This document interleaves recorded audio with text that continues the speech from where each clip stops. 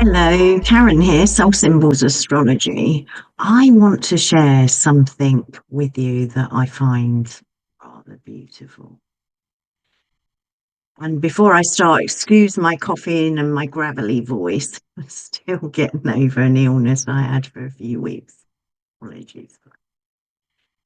I want to share with you a story that was written by Nathaniel Hawthorne called The Great Stone Face. You might know it already, but it's the story that's used for the Sabian symbol for the last degree of Pisces. And this is exactly where Neptune is stationing direct on Wednesday. So that's the 10th of December 2025, and it's being squared by Mars. And Mars is in a superior square. This week is astrologically challenging and pretty complicated, yet it's holding amazing potential for all of us. So this week, we are experiencing significant astrological transits. Mars recently squared Saturn and it's now moving into a square with Neptune. And this is at the last degrees of the zodiac. Okay. And this aspect can bring up difficult energies. Um, as such, this week's astrological transits carry the potential for secret harmful actions. There may be senses of futility or even aggression. Mars squaring Neptune can bring these energies to the surface.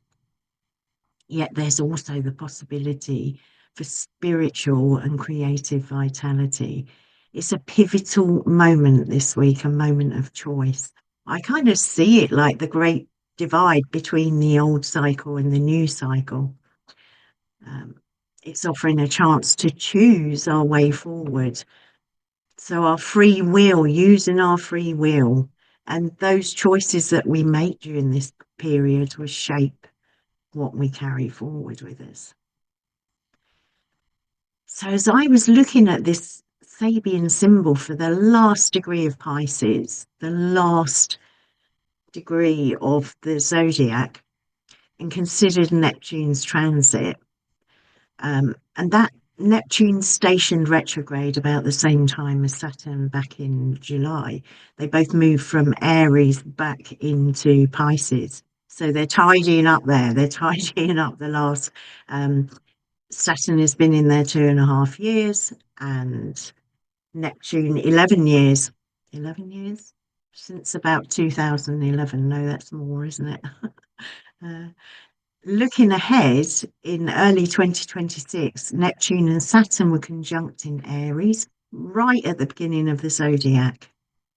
So this is it's 0 degrees of Aries. It's February, I believe, Valentine's Day. So maybe a gift from the universe to us. So the Sabian symbol associated with this degree is quite remarkable as far as I'm concerned. So I'd like to share the story with you and some practical advice of how we can manage this transit.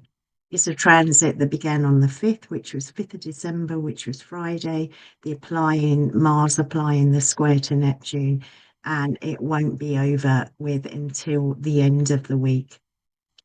So the story is that of the Great Stone Face by, as I said, Nathaniel Hawthorne, and it centres on a boy named Ernest, and he grows up inspired by a local prophecy that one day a great man whose features match the majestic rock formation that's known as the Stone Face will appear. That man will appear, the great man will appear in their rural valley. So Ernest is deeply influenced by this prophecy, and throughout his life hopes to see it fulfilled in someone who truly embodies the qualities of that great stone face. So throughout, many came into the valley claiming to be this prophesied figure, but none met the ideal as far as Ernest was concerned.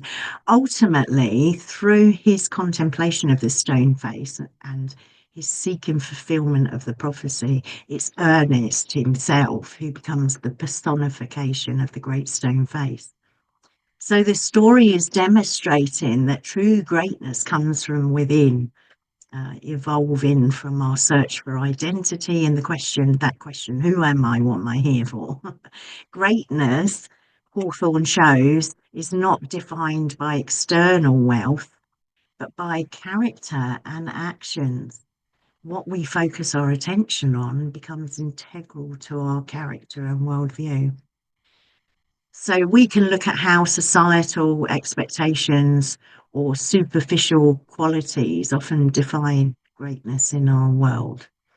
Um, it's often fame, money, power that are held up as ideals, especially in the age of the internet. Everyone has their moment of fame. That famous quotation by I've forgotten who. And they're held up as ideals for us, and sometimes overshadow that quality of true greatness. So leaders we have, whatever field they're in of dubious character, they might be celebrated while virtues such as integrity and authenticity get overlooked. Ultimately, true greatness, as Hawthorne suggests, is found in goodness, and integrity is found in the goodness of character. So the story also highlights that theme of prophecy, the oracular arts and fulfillment, and how prophecy shapes individuals and communities. So for us, throughout history, religious and indigenous prophecy has collectively shaped societies. Today, with the internet, we've got a deluge of divination and channeling that's available. These themes continue to influence our lives. Some people absolutely live by them. But it's alongside that flood of information on spirituality, ancient wisdom, esoteric knowledge. We have a whole world of information now open to us. So we perhaps, Neptune can bring confusion and delusion. So perhaps this week, part of what we need to be doing is looking at the things we set our sights on, the things that we believe in, and measure them against our values, our character, our critical thinking there, yeah. So the Sabian symbol, in a nutshell, describes a majestic rock formation resembling a face, idealized by a boy, Ernest. He takes it as his model of greatness, and as he grows, begins to look like it. And the keynote of this symbol is the power of clearly visualized ideals to mold the life of the visualizer. This symbol is pointing to the latent capacity for self-transformation in all of us. That power developed through visualization when our emotions and will are poured into a mental image we hold. So in the Sabian symbol, Dane Rudyard, it's an astrological mandala for anyone who wants to go look at it, refers to this process as archetypalization. We hear of individualization. This is archetypalization, aspiring towards something greater, something bigger, an ideal that inspires us. For some of us, this might be source, God, divine, goddess, or a figure in our lives whose character, authenticity, and integrity that we're aspiring to. So having a high ideal allows us to pour our willpower and emotion into those images. But I guess not all images we hold lead us to that authenticity or greatness. And it depends what you define as greatness and ideal. But we're being asked to look at that. So Mars in Sagittarius, and Sagittarius is the myth maker almost. Squaring that Neptune in Pisces represents spiritual creativity and vitality. And it's through this pairing that there may come tension and difficulty because of the square, but it's going to involve working towards our aspiration and observing those conflicts and tensions within and transmuting it, that energetic into creativity. We've all heard of creative tension. This is absolutely it, this transit. And Mercury, we have Mercury opposing Uranus at the same time, and Mercury has recently activated the grand water trine for the last time and has moved on. But in that opposition to Uranus, it can provide that openness to new ideas and inventive thinking and the possibility for significant intellectual breakthroughs. We can move into cosmic thinking, that cosmic mind during this period. So Mars is calling for action. Sometimes our aspirations are base. We've got to admit that, and it's up to us to address that as it arises. We may find it in conflicts that happen around us, or disenchantment with ideals, previous ideals that we had. The archetypal symbol at its highest cosmic level reflects that power used by godlike beings at the opening of creation. That the word, the logos, let there be light. It's a biblical. It's written in the Bible, but it's predated by many ancient mythologies. The New Testament borrowed it. So that logos comes from the Greek, and it means word, speech, statement, discourse, but it also includes reason and judgment, understanding. And understanding is different from knowledge. Knowledge is what we mentally acquire, understanding is what we gather from our experience. So, yeah, connected to collect and gather. So the Neoplatonists used the word in metaphysical and theological senses, involving both reason and word, and that was what was later adopted in the New Testament writers. We have the New Testament saying, the Old Testament saying, God created in 7 days, let there be light. He spoke and there was light. He spoke and there was vegetation. Many of us know that Genesis, it's a creation myth, but also in the New Testament, it talks about the Word. The Word was with God, the Word was God, and the Word became flesh. Now, this is taught as Jesus being embodied as God in the world, but we need to look at that at an esoteric level as the Logos is that action of speaking the word, okay? And we are co-creators. We are flesh at the moment. So it is lining ourselves to the ideal of what we want to co-create in our lives, how we want to see things. That's why that logos is important. In the Sabian symbol, we're talking about the power latent in all seeds, the power to produce and guide future growth, which is Dane Rudyard says is a fitting symbol for the last phase of a cycle. It's the closing off of the whole zodiac cycle. So it's the last scene in the ritual play of transformation, the last degree of the zodiac. So Neptune will leave Pisces at the end of January 2026, joining Saturn in a new synodic cycle, which will begin. They can join in February, Valentine's Day at 0 degrees, right at the beginning, the first degree of Aries, beginning a cycle that's going to last till the 2060s, I believe, is about a 34-year cycle. And this last time this happened, where there was a conjunction, that this cycle that we're talking about now is part of it, with Saturn and Neptune.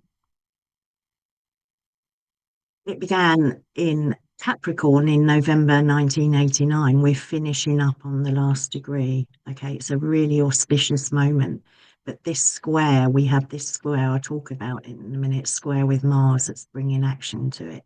So between now and February, Valentine's Day, we're being asked to reflect on how we've used our imagination, our desires and dreams since that 1989. What were they? Who or what did we aspire to? What can we learn? Aries is going to be the ignition of a new cycle. So it's like, do we need to drop some of those ideals? Do we need to drop some of those visions that Neptune brings there? But Mars is bringing the action in that square, but it with Neptune, it invokes the Tao's Weiwu. Weiwu, I think that's how it's pronounced. Is that creative non-action or effortless action? It's emphasizing alignment with the natural flow of the universe. It's inspiration, breathing in spirit, actively imagining and inspiring to things greater than ourselves.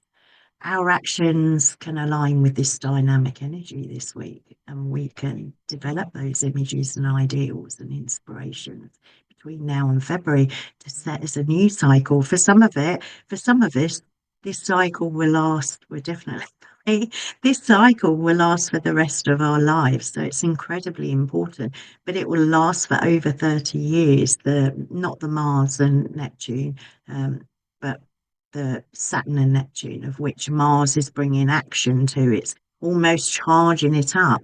So observe everything this week within you and external to you.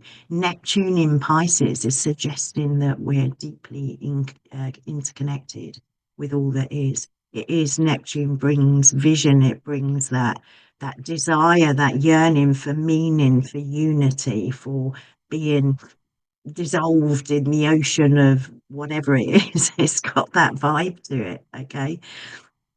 But look at it, okay? Because we're talking prophecy, we're talking the oracular arts as well. So I've been watching for myself the Canadian geese arriving from across the sea for their winter retreat.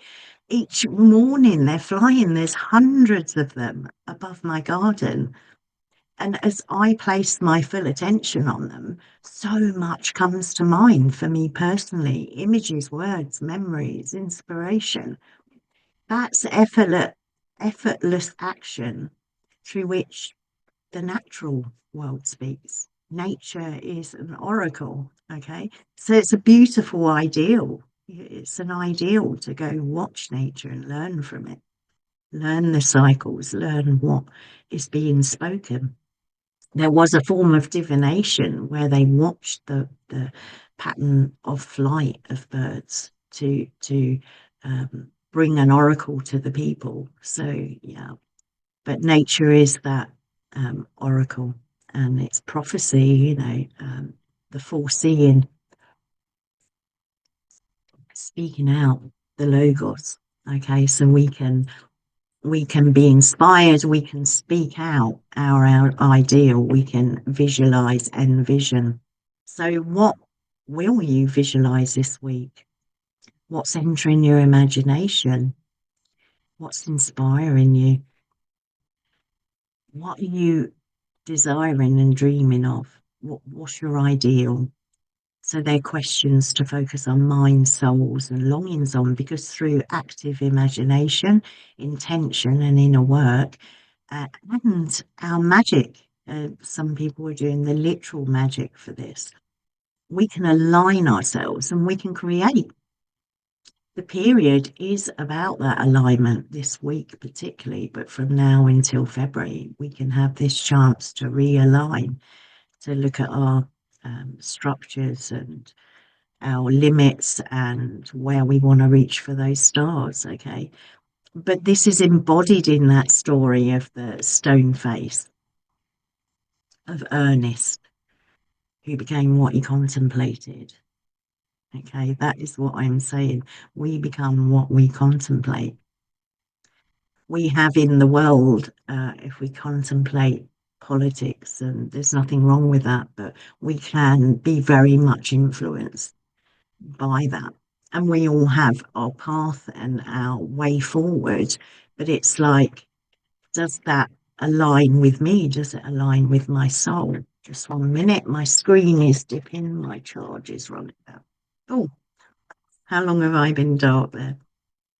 So looking forward, we need to envision change. We've got the winter solstice coming up in a few weeks. The 2026 coming up. We've got spring approaching, the spring equinox. So what change? What do we want to grow? What seed do we want to see bloom perhaps in the spring? So, as I said, Mars is asking, what are you envisioning? What's your greatest vision? Mars is directing our action towards Neptune, representing that boundlessness, as I said, that yearning for oneness, for unity. So, reflect on your life now. Consider what your choices have brought you.